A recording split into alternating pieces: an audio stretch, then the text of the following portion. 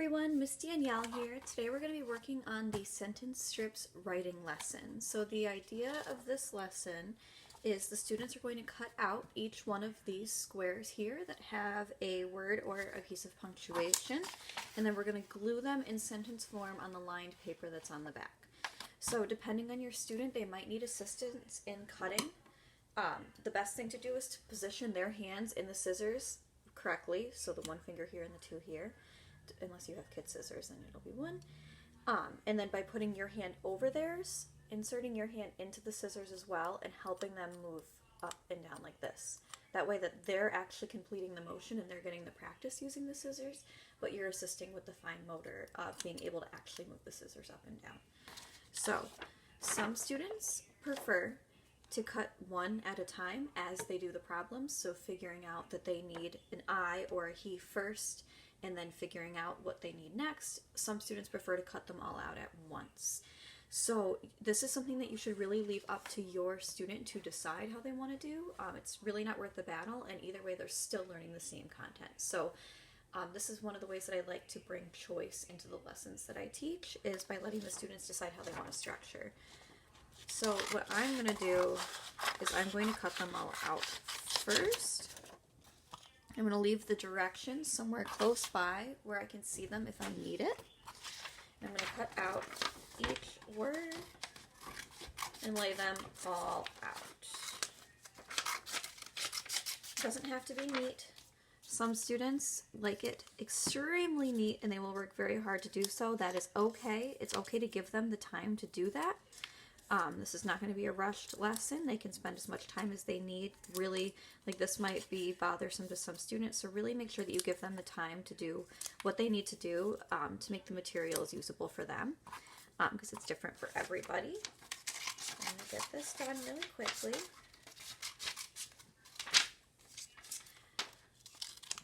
Now, one thing that's important to remember in doing a cut and paste lesson is make sure that the students have the materials that they need to cut and paste ahead of time. It helps give them a better idea of what they're about to be doing.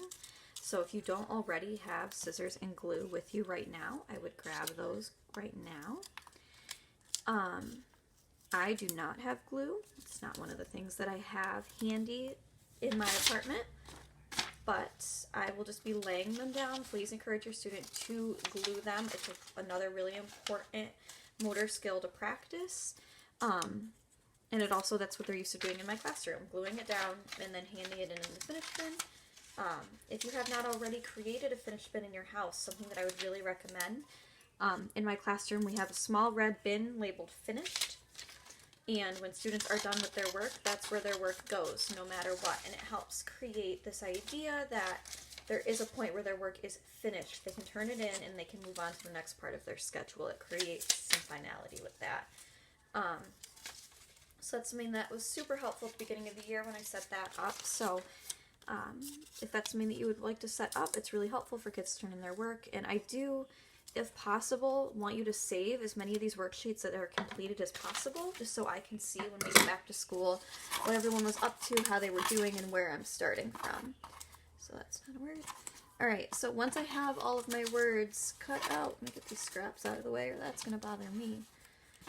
So remember, using elements of choice-based curriculum are really important. If your student prefers to have all the words laid out a certain way, great, let them do it. Give them the time to do that, because if it's so much more important to let them have a little bit more control over the lesson than making sure things are working for you. So I've got all my words laid out now. So all the students are in a very different spot when it comes to sentence structure. This is something that we work on in my classroom in stations because everyone's in a really different place. So for some students, what you want to do is just leave enough for one sentence. So just leave like I, and then fast, ran, and a period. And then take all of the other ones away and just have them work on what order do these words go in. So which word do I put first? What goes at the end? Just working on that skill. Other students maybe throw in a couple extra ones just to kind of throw them off, but leave the other ones off the table out of sight until they're ready to do those. And then some students, you're going to want all of them on there because they're going to really want the challenge and need the challenge. If you're unsure of what your student needs, please reach out and I can let you know what is best for your student when it comes to getting the most out of this lesson and future lessons to come, because I think this is a really great skill. Sentence strips are something that we do very often in the classroom because it helps not only with sentence structure but organizing thoughts and the fine motor of cutting and pasting, which is something that we're always working on because it helps with other skills. So I'm going to do just the order for the first one. And then we're going to go from there. So let me get this all set up. So the words that I left out was ran, fast, I, and a period. So if you would like to pause me right now and have your student try to figure this out without any support at all, that would be great, really good learning for them. But if you feel like they need a little bit of instruction, you could just keep this rolling and we'll do the first one together and then maybe pause it for the other two as they learn. So I know that when I'm writing a sentence, I need that subject to come first. So who is this about? What is going on? And I also need it to be the capitalized word. So that's a really good hint to look for. Which one of these words is capital? I notice that the I is capital. The I is who the sentence is about. Let me see this up here. I did something. So I know that that's going to be the first word. That's our noun. So what did we do? What did I do? Did I fast? No, that doesn't quite work. I ran. Here's my verb. I ran. So that's our first two parts of our sentence. We've got our noun, we've got our verb.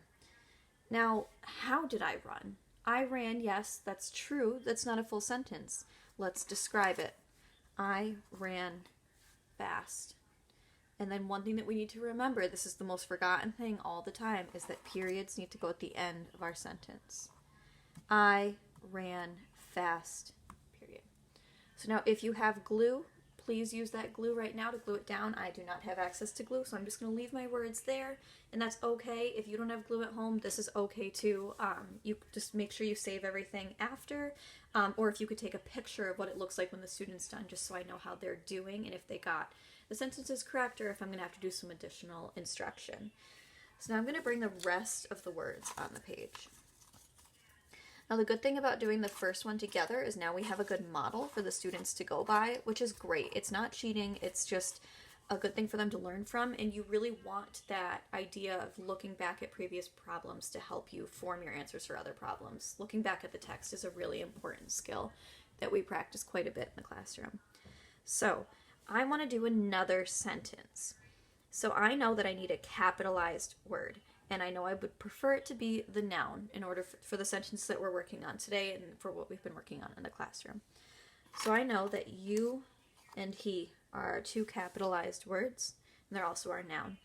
Now I do encourage you to pause the video now and have your student try to work through these on their own, and then you can unpause it to go over the answers at the end, unless you think that they need some additional practice, and that's okay too. I really want to leave this up to you. So I think for the next sentence, I'm going to start with you. It's a capitalized word. It's also our noun. What did you do? Did you quickly? No. You jumped? That makes more sense. We're going to bring that verb in here. You jumped. Now I need a way to describe it. You jumped, walked? Not going to work. You jumped, he? Also not going to work. You jumped quickly? That definitely works because we've got our noun, we've got our verb, and we've got our descriptor word. And we're going to end with a period. Perfect. So now we have enough left for one more sentence. And I know I need to find that noun and that capital word. Nice pronoun. He, away? No. He walked? That works. Whoops. All right, let's get this set back up. Okay, that's going to happen when you have an iPad balanced on top of a book. We're getting very savvy here. Okay. So he walked quickly. I had just figured out he jumped. away. That's a good descriptor word. Very interesting sentence. Like to see how that looks. So the three sentences that we end up with, and this could go in a different order. Your student could choose to have done this instead, or even there's a bunch of other ways that they could have rearranged it, and that's okay. We just want to make sure that we have this noun / pronoun, our verb, and our descriptor word with a period at the end, and that's what I'm going to be looking for here. So when the worksheet's complete, it should be all glued down. For some students, it's going to be perfectly in line. For some students, it's not, and that's okay. I'm not looking for neatness, I'm just looking for content.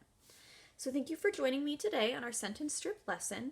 I hope you enjoyed it, and I'll definitely be filming another one for next week. Have a great day.